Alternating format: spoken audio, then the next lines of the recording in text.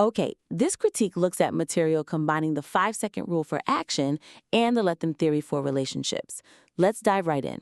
The first big opportunity seems to be in really connecting those two core ideas more deeply, the action part and the acceptance part. Right. So the material, it does a good job setting up the 5-second rule, the 5, 4, 3, 2, 1, for, managing yourself, stopping procrastination, and then the let them theory for dealing with others. But where it feels a bit thin is that moment of collision, when something external happens, a let them situation, and it instantly triggers that internal freeze up, that 5SR moment. Ah, okay, so that emotional hijack. Exactly. That amygdala response fires off immediately, and there isn't quite a clear step-by-step for using the rule right then to bridge into letting them. Got it. So the weakness is like a lag time.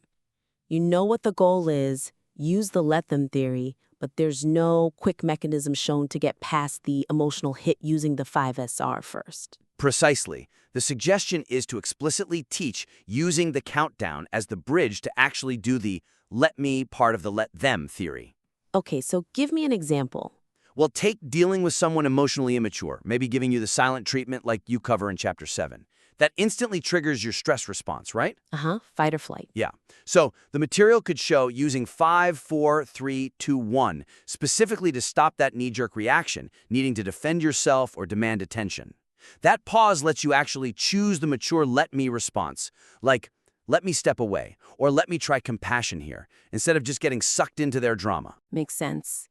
Interrupt the reaction to enable the intention. Okay, let's move to the second point then. This is about those really big relationship decisions.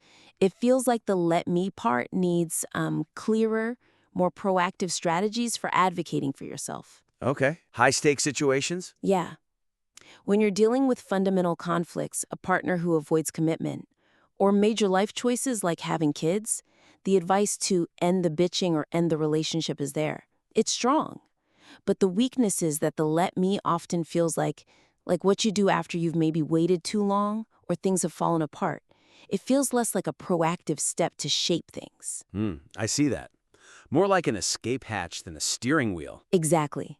So the suggestion needs to be about building sort of stronger protocols for defining your non-negotiables before it all blows up. Yes. For someone analytical, like your reader seems to be, using tools you already mentioned, like the 5 W's method for getting clear on what you want, that could be positioned as the essential first step before a big commitment talk. Make it actionable up front. Right. So we recommend formalizing that. Call it a let me pre-commitment protocol, maybe. And the concrete example would be something like, okay, let me use the 5 W's to get crystal clear on my life vision. Then, let me state my non-negotiable timeline for having children now. This lets them respond to my reality, giving them their choice, but it gives me control over my path forward. It shifts from waiting to defining. Yeah, that feels much more empowered. It connects self-awareness directly to boundary setting. So look, overall, this material is strong. It's got relatable stories, good science backing it up, like mentioning Gottman's research on unsolvable problems. That's excellent context.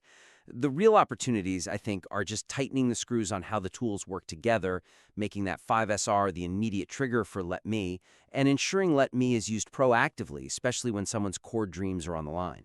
Great summary. So the actionable steps are: refine that 5SR to Let Me bridge for emotional moments, and formalize the Let Me protocols for those major life decisions.